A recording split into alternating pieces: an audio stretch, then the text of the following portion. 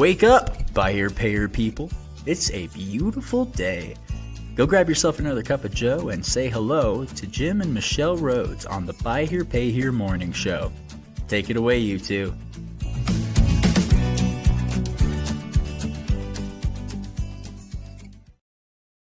Gracious. Hey, good morning, everyone. Happy Wednesday. Yeah. Welcome to the studio in North Ogden, Utah. Yes, it's a beautiful day. So windy last night. I was like, I had to go out and check my trees when I woke up this morning thinking, oh, but everything is still, we didn't hear anything crashing. They're your trees?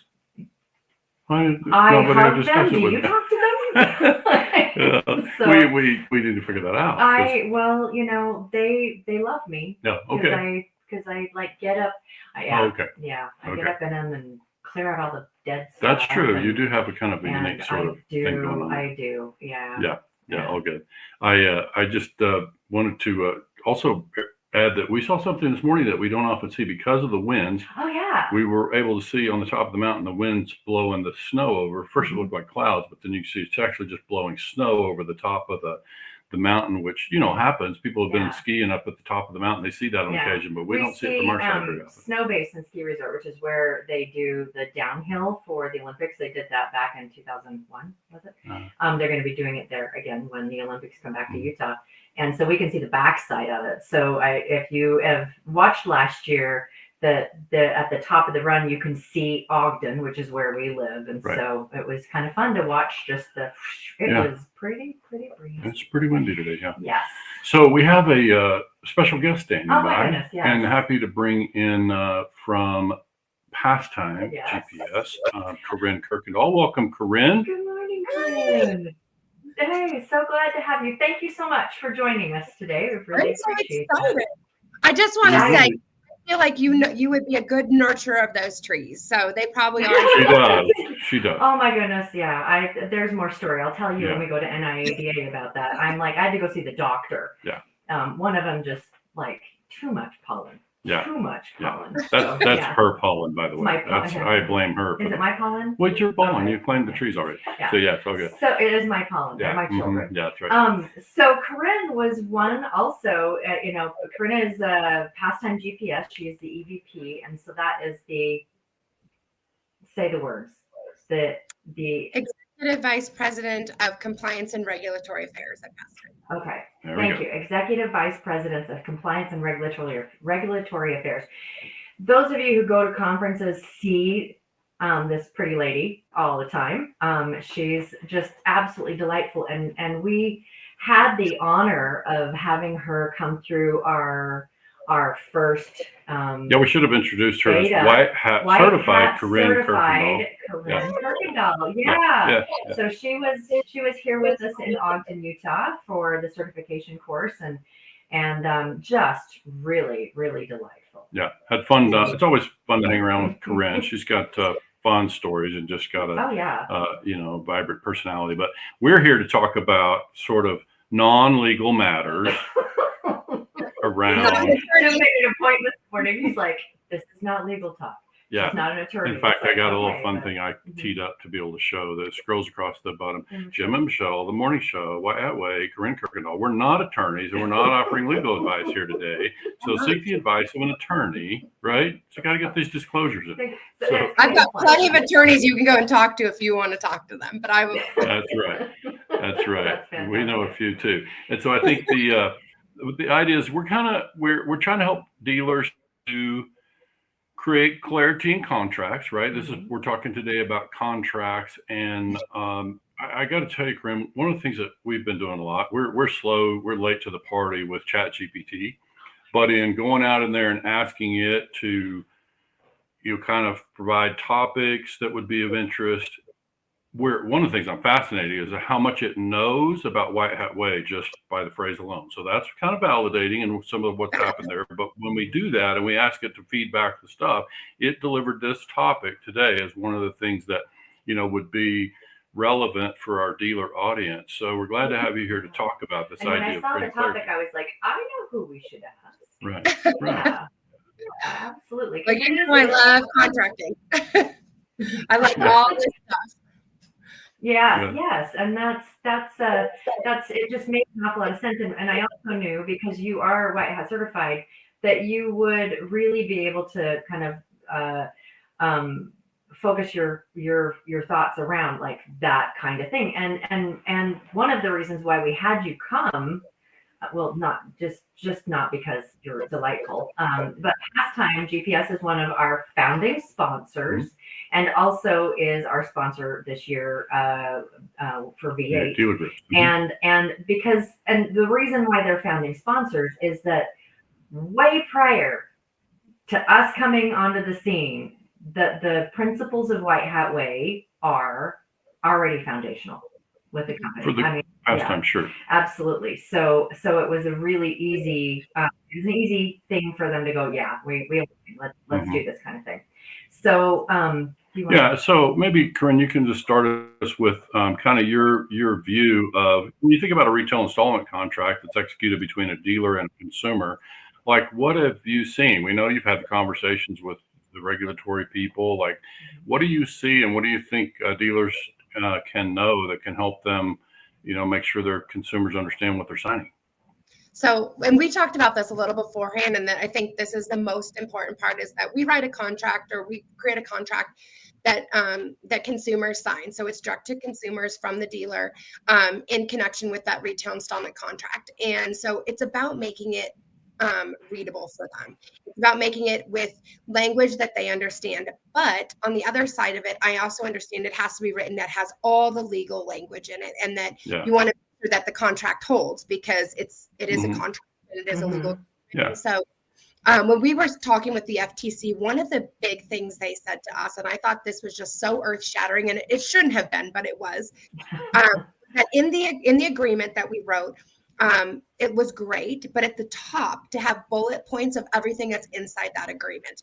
And to me, that was like, wow, okay, so we're going to bullet point everything out so that you already have the agreement. It's still set. Nothing has changed, but then you're giving them a kind of a snapshot of what is inside of it, which makes it easier to read. And so if for some reason they choose not to read the whole agreement, which some don't, they just want to get through that. They want to get that vehicle thing. That they're at least reading those bullet points, and so it's a good snapshot of what they're going to get, and they know what they're signing. So, and that to me is kind of that simplified, easy language, and that came straight from the FTC. And I was like, that's a really good kind of tidbit to the industry of like, hey, at least do this to help them, So.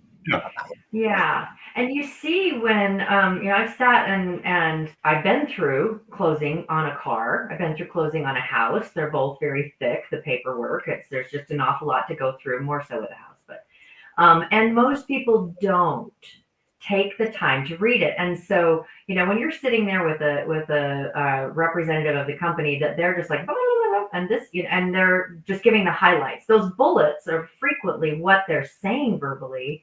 But it does help an awful lot for them to be able to read those bullets as well, because and this is something that we've discussed so many times, that in the course of you've gone through this whole process, you're excited about the thing. How much of us listen to all of the things? Well, as a former dealer myself, and having sat with plenty of customers, and I don't remember customers reading the thing, and that doesn't make sense that they would sit and read every line of the contract. But we always try to afford them the opportunity. By all means, take your time and read all that, but we'll need your signature on that last page. And but they're not going to read the thing in its entirety. So that doesn't mean that we, as a dealer, wouldn't want the customer to be apprised of everything. We don't want to surprise them with enforcement of a contract, right? So that's where we want them to understand the thing. So I think this opportunity that we have here is to create language that the customer can understand, and the dealer can deliver consistently, right? This is the part that, for me, when we add language or we add something, some verbal explanation, then, we want to be careful about that, but certainly we want to be consistent in whatever we do, make sure every customer hears the same thing. So thoughts on that part, Corinne? Yeah, so I would also say there's so many tools now, I think, to show outside of just the actual contract language. You can show videos, You can, you can show the audio, then you can run a screen. Like there's just so many other things you can do that I think help that consumer break up that signing process. And I think that's important also, because sometimes they're just sitting there signing and signing and signing, and then they skip the really important parts. The other thing I was thinking through is some of the language that might be difficult to understand. So if you're saying, well, annual percentage rate APR, a consumer might not know what annual percentage rate APR is, but if you say your interest rate you will pay, that's a more usable term that people use all the time. And so that kind of breaks it down for that consumer differently. It means the same thing, but it just changes it a little bit so that they understand you're not using, because sometimes you get stuck on that acronym and you miss everything else that comes after it, right? Like, oh, I got to go look up that acronym. I don't know what that was. And you miss everything else they said. And you might totally understand the second part, but you get stuck on that first part. So sometimes changing that language of things like you're used to saying because you're in the industry, and breaking it down for that consumer to make it simpler. Good. Well, it's funny. It's like they don't understand the acronyms. We've helped put a few, a bunch of dealers into business. And when you start training them, you start using acronyms that everybody knows, and they're like dead. What's that? And so, APR and those kind of things are things that you hear them go on a Ford commercial or, whatever. But I agree with you, acronyms that we use every day, and we just assume that people understand what they mean. And this actually is, I love what you were pointing out there, because that's actually one of the things that we're developing for education for consumers, so that they can understand some of the different elements of what a contract means, and how it affects them, and some of the different things. So thank you. That's very, very true. It's what do they say? Most people you have to use language at about a 5th grade level. In order for most of your consumers to really understand what it is saying, because I don't know about you, but I find the word of the day, and it's just like it's a $50 word, and I use it all the time, and people are always going like, what does that mean? And I feel so smart, but so just not everybody understands all the stuff. Yeah. Using words with lots of syllables sounds great, except when you're writing a contract for somebody, it's not a great idea. It's just the simpler the better. Not to downplay their education, because that's not what I'm doing, but you have to make it to a point where they understand it, because they're not in the industry. We like you said, we do it all the time. We train, we use the same acronyms. We use all this all the time. So it's normal to us. This is not normal for most people to go and buy a vehicle and run through the same paperwork and understand it. So you have to simplify it. Just like if I was going to go maintenance a boat, you better simplify that for me, because I have no idea what it's about. And you're a smart lady. Yeah. I can look it up, but I'm not going to go sit and look it up while I'm trying to fix a boat. So, and then I think the other thing is there's a lot of negative connotation around dealers, and going through that process, it takes too long, or they're going to try to screw me, or blah, blah, blah. And we all know that's not true. There's great dealers out there. We know lots of them that really try to work with the consumer, that they're spending time with them and educating them. And so being as clear and transparent as you can. And sometimes that's just spending a little extra time with them to help them understand what they're getting, why they're getting it, asking questions, just using straightforward language that everybody understands. And I think that really helps. And kind of the white hat way, just make sure you're showing your heart, like show that you care about what they're doing, understand them and why they're getting it, and what they're getting. And I always say, if you're going to use a device, make sure in there you can use the starter and rep. Make sure you're very clear about override codes. And I know that some people don't want to because they'll abuse them, whatever. But the reality is those override codes are really important for them. If they're in an emergency or they're in something they need to get their groceries from the grocery store and they can use that override code, they need to understand how to use it. So you have to be clear and transparent about what they're getting. And that only makes that relationship between them and the dealer better and stronger. And it makes them want to send more people to you. It just it just builds a better relationship in general. So yeah. So I just think, Corinne, I think back to the early days of GPS, and some of the dealers that are newer to the space may not recognize why those emergency codes are even there. Like those came about as a result of a lot of litigation and things that happened in the early days of GPS, where it became necessary to give folks an opportunity when there was a legitimate emergency situation to get past that. Pregnant mom goes into labor, or all the things that you can imagine could happen where they needed, to be able to act in emergency. So I think, you touched on that with the disclosure. I want to ask, since we've got you here from a GPS provider, like we know there are GPS disclosures, and I'm wondering, like, do we have some basis for, we're legally required to do so? Is it strongly encouraged to have the disclosure? I mean, where are we at with those disclosures? We obviously would suggest to everybody do it regardless of the legal thing, but what do we know about the actual legal requirement? So you have to provide a disclosure. You have to provide a clear and consent to the consent disclosure to the consumer. If it's an unfair deceptive practice if you don't, according to the FTC and CFPB. So they can come back and say you're providing an unfair deceptive practice. There's a ton of states. I'm currently tracking 6 or 9 states that are doing just consent GPS bills right now.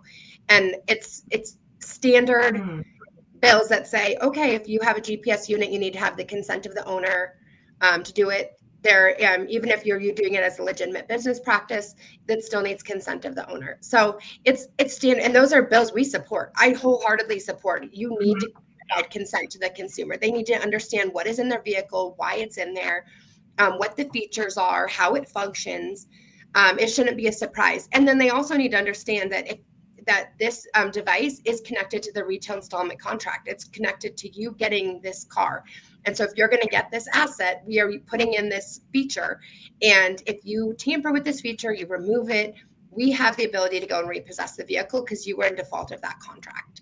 So right. I think those are, and that's really important as well, that you talk about like what the default is. This is a default. You tamper with this device that you're agreeing to, we can go and remove. So, and that's all part of the consent. You're providing consent to them, and you're saying these are the terms of this consent that you're providing to us, and we can track you, collecting the data. We're going to track you on a regular basis to make sure that the device is functioning properly. And these are all things we've talked to the FTC and CFPB about, and other state regulators, and they understand that the device is tracking because it has to track. It has to do a regular check-in to make sure it's functioning properly. So if we need to go and access it or use it, or the creditor needs to access and use it, they have the ability to do so. So we're not just tracking customer to track them. We're tracking for a legitimate business purpose. Yeah. And this is more around the GPS, but it is about, does this cover in the contract? I recently, this weekend, saw a post from one of the dealers. Actually, I think it was Ken, and our director of dealer services. And he's still active, buy here, pay here. And he said that he had a customer that had defaulted, and when they the first time they repossessed the car, the GPS unit had been taken out, and so they put 2 wired GPS units and a non-wired GPS unit. And when she defaulted again and they repossessed, she had taken out the 2 wired and had the one that was not wired, which happened to be PassTime. And so they were able to find the car. So is there anything in contracts that's like, if there are multiple devices in a vehicle, I mean, how much does that need to be disclosed? Like, we've put 3 devices on your car. So I would say that's a legal question, but okay. I will answer it with this. If you're using a disclosure and it says devices, you are covered. I mean, in our eyes, I would definitely run it by your legal team or Hudson Cook or somebody to make sure they're okay with it based on your state. But If it says devices, you've used devices and you've disclosed that there could be multiple devices in the vehicle. As long as that's a plural, devices. Yeah, that makes an awful lot of sense. But that doesn't happen with everybody. And I think that the reason why Ken did that was because they'd already repoed once and had taken out a device. And so it's like, well, we're going to just try to make sure that we keep it. And there's lots of people that do that they once they go and do the reinstatement, they add in another device because they've already shown a system of default and they've already shown that they have this habit of defaulting. And so, if they have tampered with that device upon that default, then you know that you're going to need to add an extra device in just to, secure your own asset to make sure that you can get it back if you need to. And we have reinstatement disclosures too. So you can add in additional disclosure if you want at reinstatement and say, all right, we reinstated you, but as part of the reinstatement, we're adding in another disclosure or adding in another device. Yeah, that makes sense. So a couple of things in a contract that I think, as a former dealer, I think I used to read these things and obviously coach and advisor as a non-attorney, we would still read just to make sure we knew what the contents of the contract would be so that, we could help.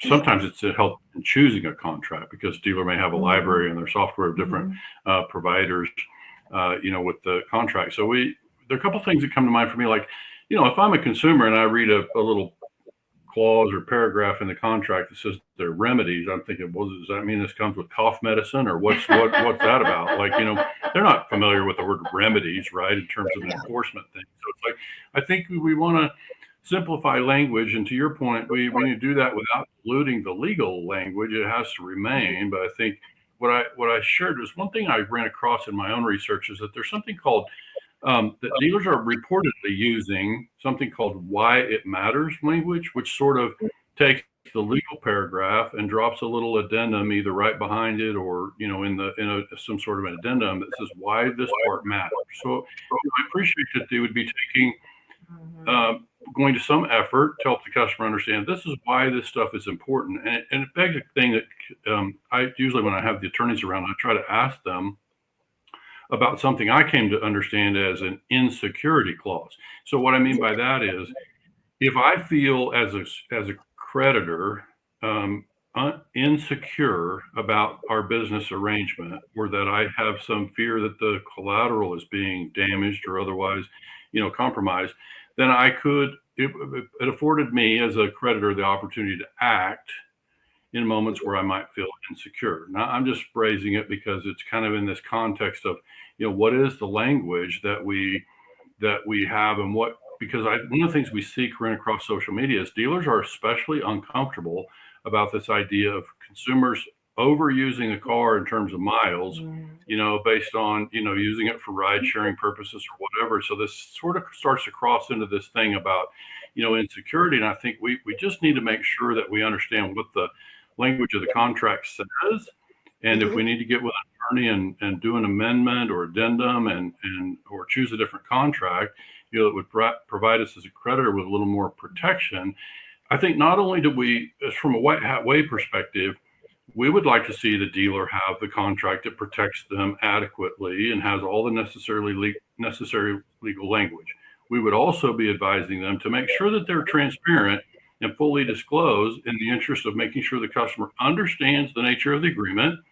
And kind of for me, in our Appendix W, one of the things we really strive is this idea of good fences. I come from Oklahoma and farm and ranch country, and you think about what the metaphor that a good fence means. And when we step into a business relationship, I think it's especially helpful to start from a place of trust, start from a place of a clear understanding. So that's our title of the broadcast here today is why clarity builds trust, right? So it's like when we have a clear understanding, and for that to be a clear understanding, the consumer who's signing the document needs to understand what it is that they're signing, right? What it is that they're being asked to do.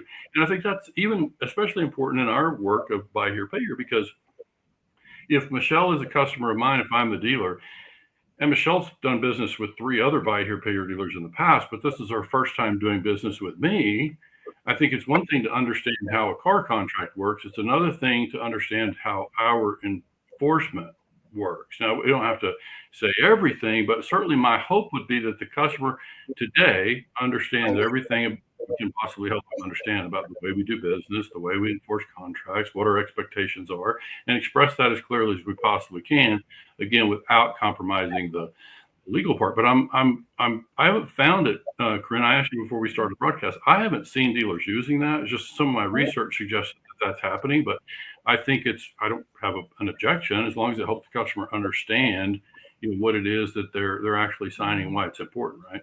I agree with you. I'm sorry, Michelle, go ahead. No, you go. I love that. I love that how you kind of why it matters to them. Like let's talk about why it matters, write it down so they understand it. I think that's similar to the bullet point thing that I talked about at the beginning. Mm-hmm. Some of the terms that are in contracts are defined terms by the state or by a regulator. And so that's why they're so like remedy might be a defined term. And so they have to use it. But you're right. Sure. You're reading it. A consumer might be like, remedy, right? Like that's weird.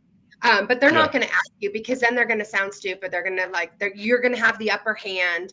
So I do think having that kind of broken out area just to talk about these are the highlights. These are the most important sections of this agreement.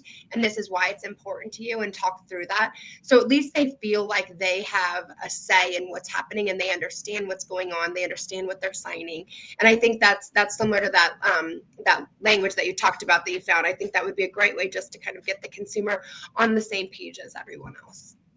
Absolutely. One of the things that we really encourage, and we've mentioned this many times before on the podcast, is, when you're going through this process, there's a lot of words, big words that are thrown at you, and there's a lot of excitement, and there's a lot of, getting a new car and all of that. And so even if you go through and you explain everything, there's a high probability that a lot of it will be dumped out of the brain because that's just human. That's what happens. Drinking out of a fire hose. It's drinking out of a fire hose. And so, we really encourage dealers to take the opportunity to educate post-sale. And so, like this thing of why it matters, that could be a series of little video text messages or something like that can be fun. It's like, okay, so now we're hoping you're enjoying the car, and there's a couple of things you're going to be getting a few of these over the next couple of days about why it matters, and just like the high points, the things that dealers adhere to really need the consumer to understand and know that they can come and talk. If there's a problem around these things, come and talk to us. But using that, and this is like post-contract, but it's not a legal document to send them a video. But I believe the CFPB would go, oh, that's awesome. That you're making sure beyond that there's this, so we make sure that you understand. And I don't see really very many people ever doing that, but I mean, how useful that would be to be able to, oh yeah, that's right. Oh yeah, that's right. And then it cements the different things in. It's like, why this matters. And if it's a problem, come and talk to us. So, whatever. Yeah. It's just those extra points with the consumer, I think is important. Just continuing to have those points. Yeah, if I just try to ask dealers to think about this through a white hat lens, it's like if I'm sitting with a customer, and we recognize there are providers out there, software solutions trying to create, a closing that is, more kind of encapsulated and discloses all the stuff consistently, which could be a really nice thing. I think disclosing fully, doesn't necessarily mean the customer understands every part of it. So I think the part that I'm trying to drive home, if I'm a white hat dealer closing a loan with a customer today, I'm going to bring everything to my approach that says, I want the customer to understand I'm making this pledge to you today that says it's important to us that you have every opportunity to be successful in this agreement, which means if there's some parts of this you don't understand, we want you to speak to us, and let's gain some clarity around that. Let's make sure you understand, because I think the difference is the tone that I bring at closing is such, Mr. or Mrs. Customer or whatever. It's like, your success is important to us. And so we want to drive home that piece of it. It's not that we're going to yank some trap door in the contract because our attorney said we could.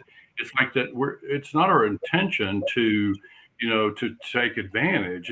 We want you to understand and have every opportunity to be successful. And one quick thought on that is like we had Candace Price out of Nebraska. I don't know if you know Candace in Omaha, and she used a phrase on her broadcast once that we've since adopted, which is this idea of the knowledge gap, which is really speaking to financial illiteracy, and we know that's a thing. And so this is part of what we're talking about here. The contract, for me, that kind of starts with the car math. Does a customer understand the financing and kind of how that works? Simple interest, if that's what we're doing, go through the stuff and help the customer make sure we understand without, again, being condescending. We're not talking down to them. We just want to make sure that they're apprised, right, of all the stuff.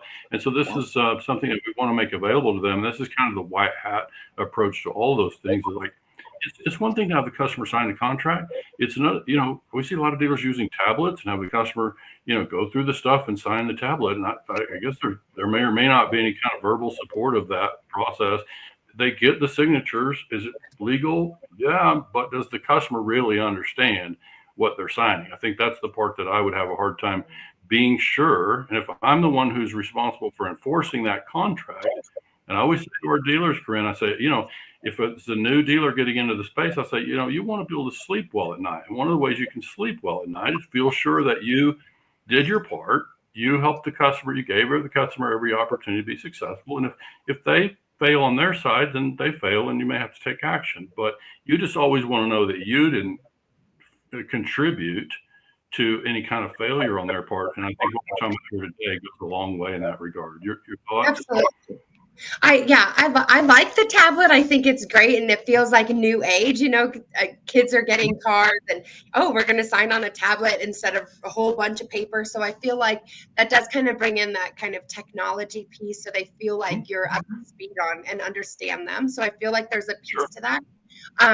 But you're right. There's an element of personality too, and making sure that you're connecting with that customer. And a lot of that happens before they even get to the tablet. So a lot of that is just understanding them, what they need, what their needs are, why they're getting a vehicle, what their APR is looking for, what are their price range they're looking for. So it's getting to that point. So when they get to the tablet, they can run through it, and then you can kind of talk them through each piece as they're signing it. So I think that you can bring in the technology, but you've got to have that person to person as well. Otherwise, you're never going to keep that customer. They're going to know they come in and can sign a tablet, but you need to be able to connect with them so they want to come back and they want to send their cousin back and their brother and their mom. You want them all to come back and use you and know that they had a good experience. So there has to be some type of connection as well. Absolutely. And, to me, there's two pieces of this that with the connection. One is slow down. And I know everyone's in a hurry to get through, but when you're blah, blah, blah, blah, blah, blah, blah, and having someone because sometimes the salesperson's the one that's collecting, sometimes it's the underwriter that's collecting, sometimes it's the collections manager or something like that's doing all of the doing the closing of the contract. But taking the time, and there is slowing down, but there's also I know it's not easy if you're a really, really busy dealership, but it becomes repetitive. It becomes like a robot. And yes, we want to make sure we get through every little point. There are some softwares and things like that can help you with that. But when you're in a robot phase, you're not human and you're not approachable. And it's just like, this is just contract BS, and they just want to get through it because there's a level of uncomfortableness. But when, I've been through closing of house, different types, and I've loved my experience when it's someone that can say something funny in the middle of the thing, or, just, and have some conversation through it, slow it down, make it human. And when you're monotone and going through the things, then it does not encourage them to listen to what you're saying. So, have fun. They want to get in and out of there. So at least make it fun for them.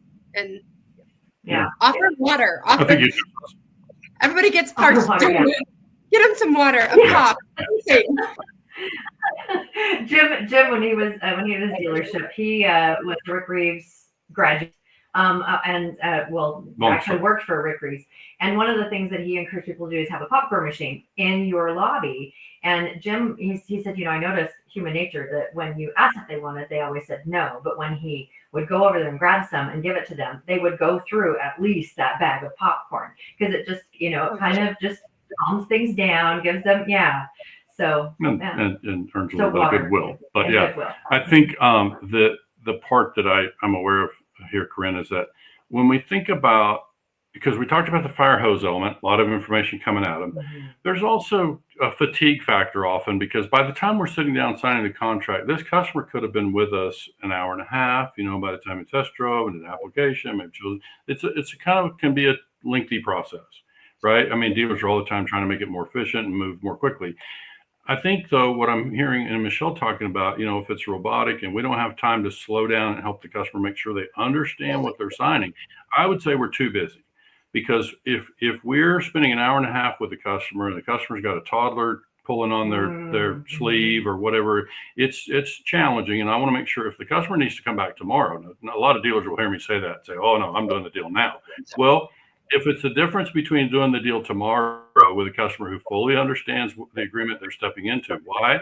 Because we believe the customer is going to be not only a 3-year business relationship, but a 10-year business relationship. And so is another day really, I'd rather schedule to have them come back and finalize when we can cover all the stuff, because we really just want to make sure we're stepping into a long and important business relationship, and we want to give the customer the opportunity to be successful. And to me, that starts with making sure they are clear about how the arrangement works and how they can save money on interest and how they can avoid, what this and that. And so this is part of what I think, we got to be able to slow it down a little bit. And I think if we can't afford to slow it down, then we're a little too busy. We're going to pay a price for that in another way, And I love the idea of the toddler, because I have a 4-year-old and I've been through the buying process with the 4-year-old, and it's not fun.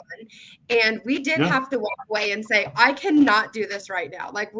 And he said, that's okay. Come back tomorrow. We'll hold the vehicle for you. Come back tomorrow. We'll finish everything, put it all through. Here's what we need when you come in to make it go faster. Make sure you have all this for us. Okay, great. And talk about goodwill, to know that you can walk away. You found a vehicle you wanted. You're so excited about it. You want to drive that vehicle home, right? But things go the way they go. You have a 4-year-old who's running amok in that place. He's ready to, run open doors and run down windows. And I'm like, we got to get out of here. And so knowing that you could go back the next day and they're going to hold that vehicle for you. It's going to be in the same shape it was before. Nobody had test drove it. It's your vehicle and they're holding it for you for the next day. Talk about some goodwill you created with that customer. I'll go back to that dealership all day long. I've recommended 10, 15 people to go back to that dealership because the experience we had with them. And they're not one of our dealers. It's a dealer I have no connection to. So I think that's really cool when you can create goodwill like that and they can say, it's okay. And they followed up with us and said, hey, what time you're going to come in today?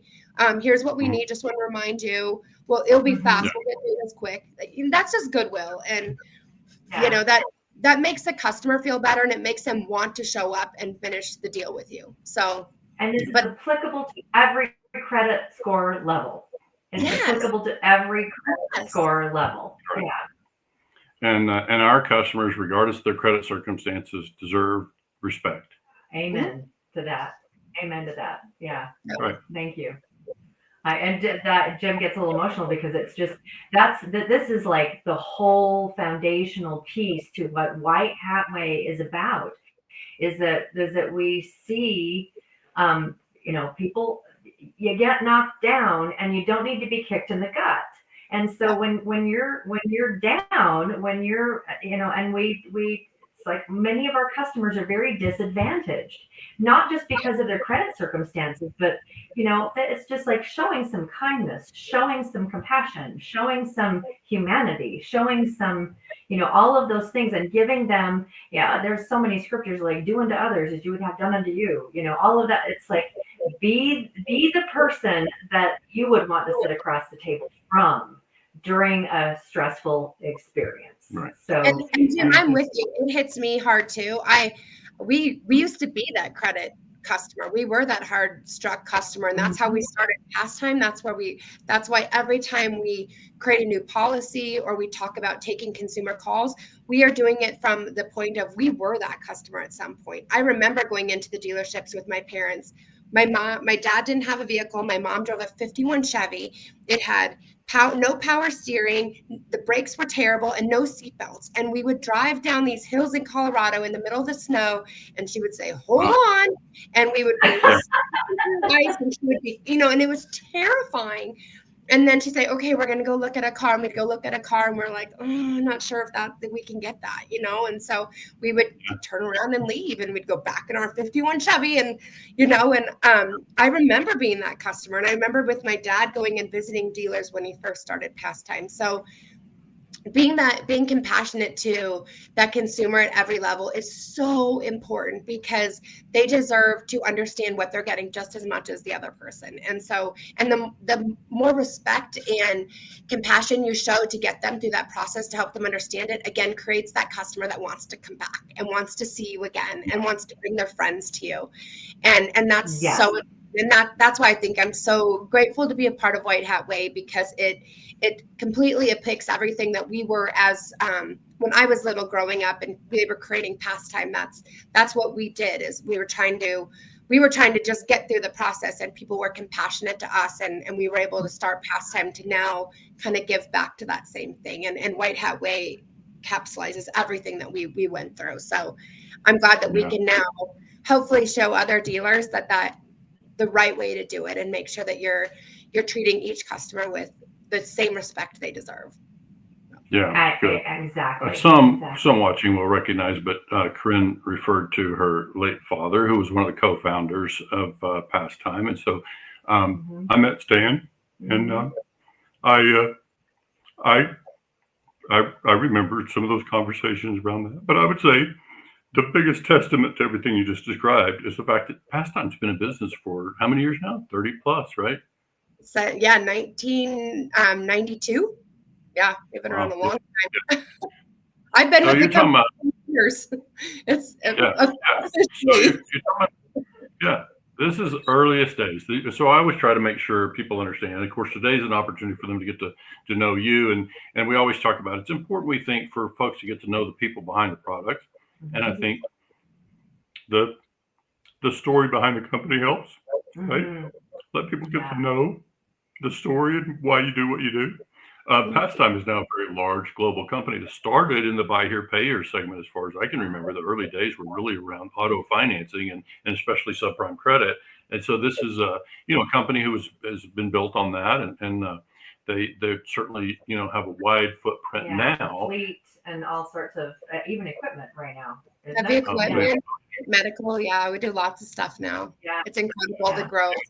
But that's why I love going and talking to the regulators and the legislatures and just telling them, like, this is our story. This is what we do. And I know you're trying to create laws or create regulations that are helping consumers. And let me tell you what we're doing to help consumers, to show you that sometimes the regulations that you're doing is negatively affecting them instead of helping them. And usually if you can sit down and explain to them what's really happening in the industry and what we're really doing, and can show them like real life effects of people and testimonies, it makes a difference. And they understand that, we're not the big bad wolf, and we're not just tracking people to track them, and I'm so fortunate. Jake stands behind us, and Jake, our own owner, and he says, like, go get them, go talk to them, tell them what we're doing. I wholeheartedly support you. This is what we're built on. So I'm so fortunate. That's awesome. Nice. That's really fantastic. Yeah, I think we've covered it. I think that what White Hat Way is striving to do is infuse trust between buyers and sellers, and so that can start right here at the point of a brand new business relationship. We're signing a contract. It will slow down and create some clarity and transparency. Make sure the customer understands the arrangement that they're entering into, because, Corinne, we always say, Michelle and I can't make customers or make dealers care. They either care or they don't. And so if you care, and there's plenty of them that do, right? If you really care, here's an opportunity to create through transparency, build trust with that customer. And now it's much easier to maintain that trust once you've established it. But I think establishing it from the point of closing is what I would recommend. And then, the PassTime GPS device, of course, it's there for enforcement, and we all hope it never has to be used for that purpose, right? So there's lots of other benefits of having that GPS in place, but we hope it doesn't have to be used in that regard. And one of the ways we can avoid that is with really great communication, right? Yep. Tell them they can talk to your creditor before it gets to the point where the device needs to be shut down.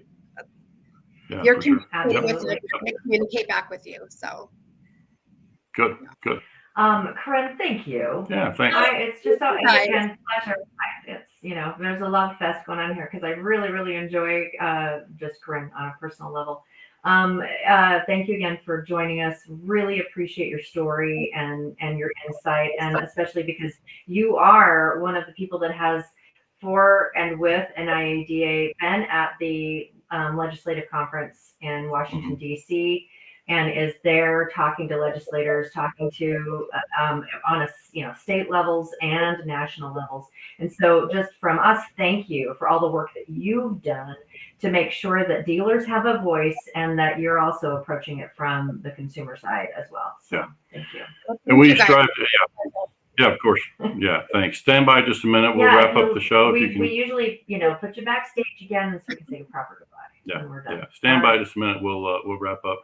But yeah, I think that's so important. Like the idea that we have the chance to through this work, and ways out there trying to work to create that situation where we shine a spotlight on those people who are doing things the right way, quote, the transparent way, and trying to be good neighbors in their communities. And so we just try to shine a light on that and surely help with the regulators to know that those exist. There are troublemakers out there, but most of our dealers that we know are certainly striving to uphold these kind of principles and function in that way. So thanks again for joining us, folks. We'll see you back here on Friday. We know you have an awful lot to do. We really appreciate you making us a part of your day. We will see you on Friday, and we will be talking about extra communication with your consumers to help in collection. All right, everybody, thanks again so much for joining, and we will talk to you on Friday.